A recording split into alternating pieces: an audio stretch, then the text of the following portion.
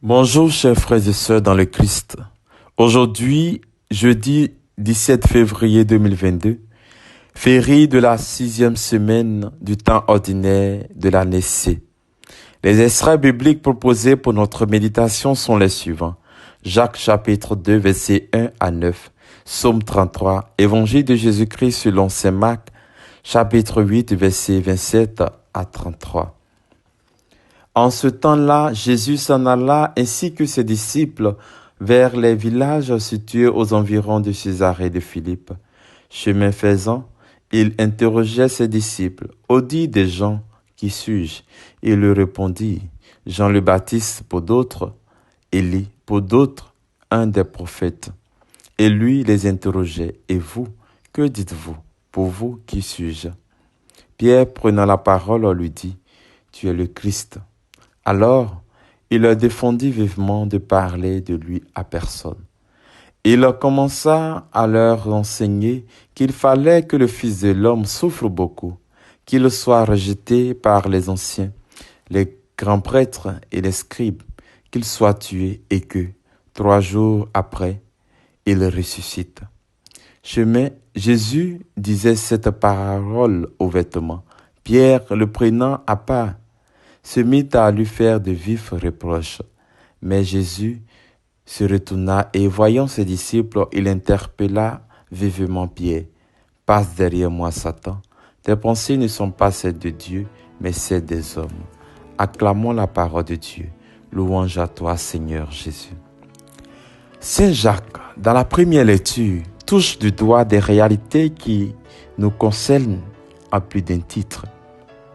Il fait remarquer que très souvent, nous jugeons les gens ou nous les accueillons à partir de leur tenue vestimentaire, de leur apparence.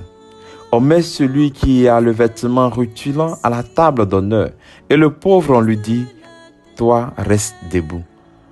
On est plus prompt à réserver bon accueil aux riches qu'aux pauvres. Et cela, nous le voyons au quotidien dans nos rassemblements, dans nos cérémonies. Mais la remarque de Saint Jacques ici faite va bien au-delà d'une question de place ou de tenue vestimentaire. Elle touche la question de la dignité humaine. Comment traitons-nous les gens autour de nous, selon leur apparence, leur situation sociale ou leur richesse? Nous privons souvent le pauvre de sa dignité par notre indifférence, notre manque d'attention, notre égoïsme et notre méchanceté scandalisante.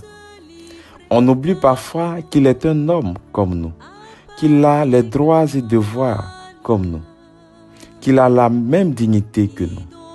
Nous donnons tellement d'importance à certains prétendus boss qui sont souvent remplis d'insolence et d'arrogance, qui sont prompts à corrompre les gens sans vergogne pour les mettre à leur merci. Ils croient maîtriser tout et tout le monde en même temps, par le matériel, par le pouvoir. Alors, ils ne se gênent pas de narguer, de vilipender les autres, et même souvent les hommes de Dieu. Chaque prêtre a, au moins une fois, fait l'expérience de telles personnes qui, comme le dit l'apôtre, blasphèment le beau nom du Seigneur qui a été invoqué sur vous. Sachons garder notre dignité, même devant le milliardaire, et aimons nos prochains, pauvres et riches, comme nous-mêmes, sans partialité, car la dignité d'un homme ne réside pas dans sa forme et dans son avoir, mais dans l'essence de son être créé à l'image et à la ressemblance de Dieu.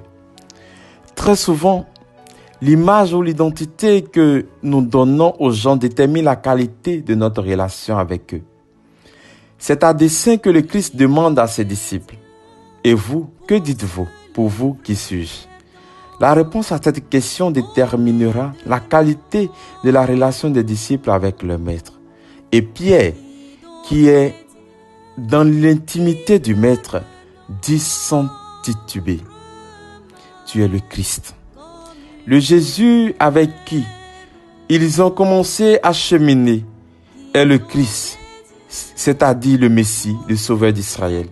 Une telle affirmation n'est pas le fruit d'un jugement a priori et superficiel, comme au dire des gens qui ne sont pas proches de lui. Si tu connais une personne, sois proche davantage d'elle.